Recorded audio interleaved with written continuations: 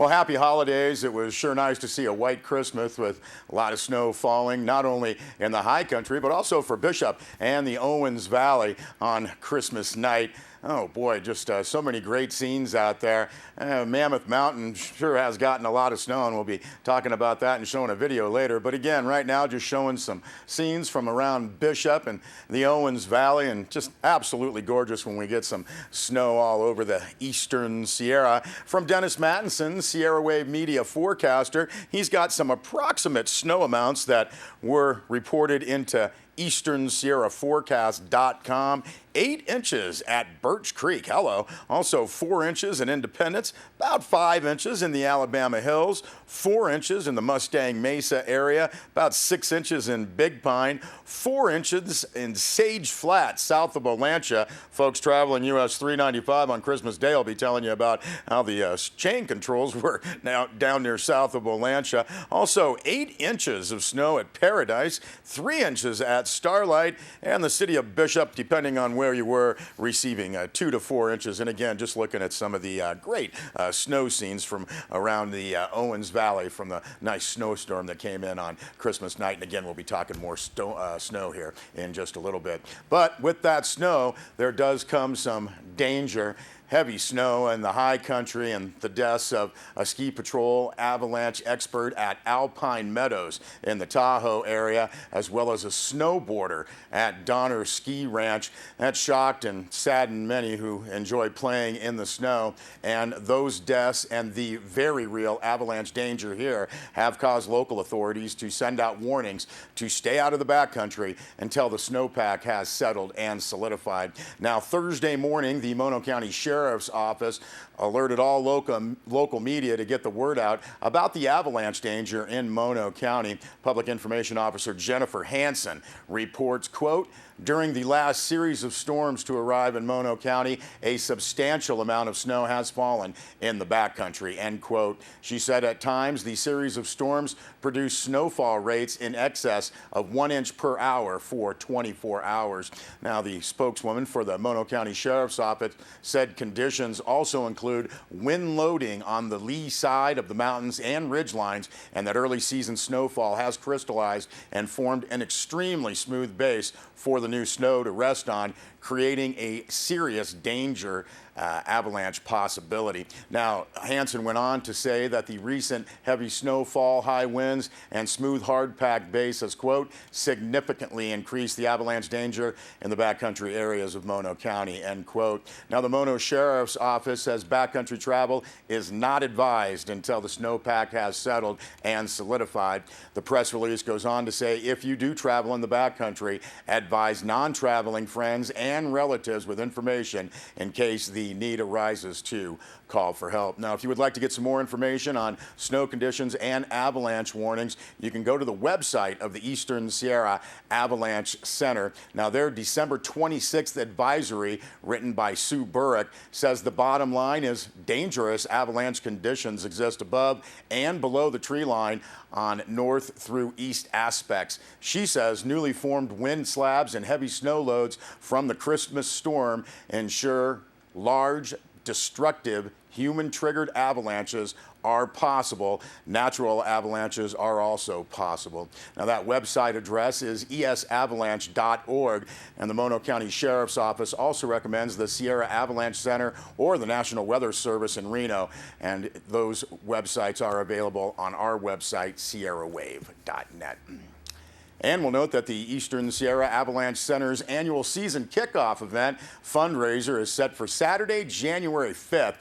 You might want to sharpen your avalanche awareness skills by day, and you can sit back, relax, and enjoy a presentation and some prizes by night. Now, according to a press release, this year's event features keynote speaker Jeremy Jones, professional snowboarder known for his big mountain free riding and the star of the Teton Gravity films Deeper, which was widely honored as the most groundbreaking free ride snowboarding movie ever produced, as well as the recently released further.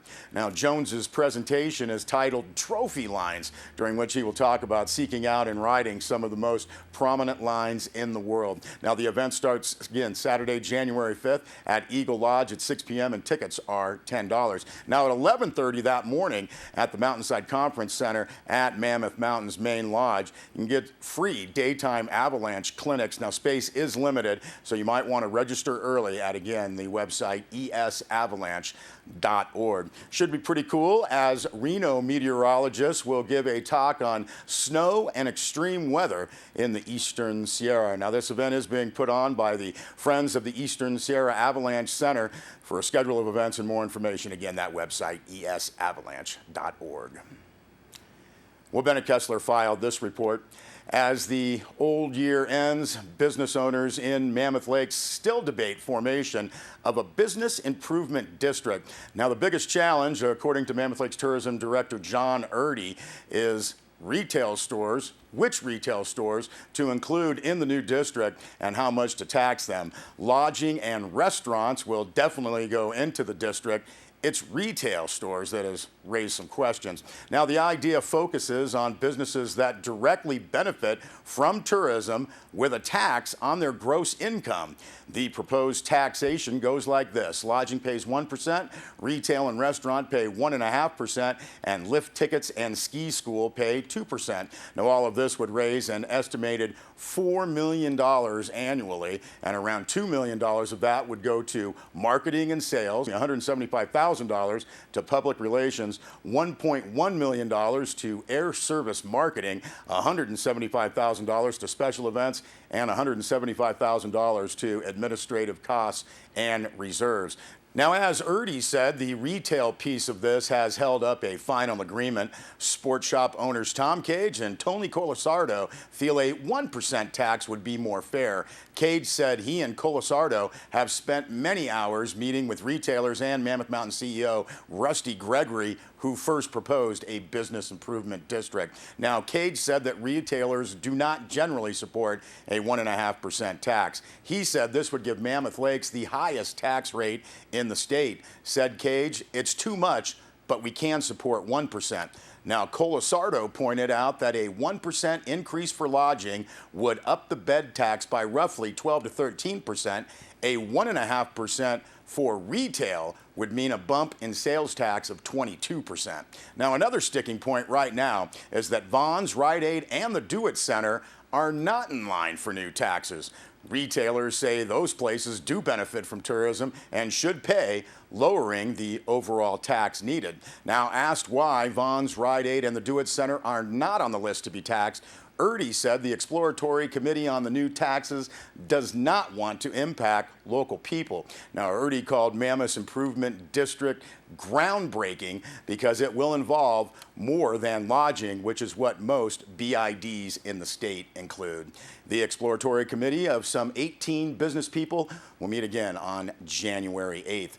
Now, Tom Cage said he has talked to 12 other retailers who, quote, have heartburn about Vons, Rite Aid, and the Do It Center not being included, end quote. Cage said why not include them and lower the tax rate. Now, with the sales tax in Mammoth Lakes at 7.25%, when measures are 0.5% is added, along with measure 30 at the start of the new year at 0.25%, the total will equal 8%.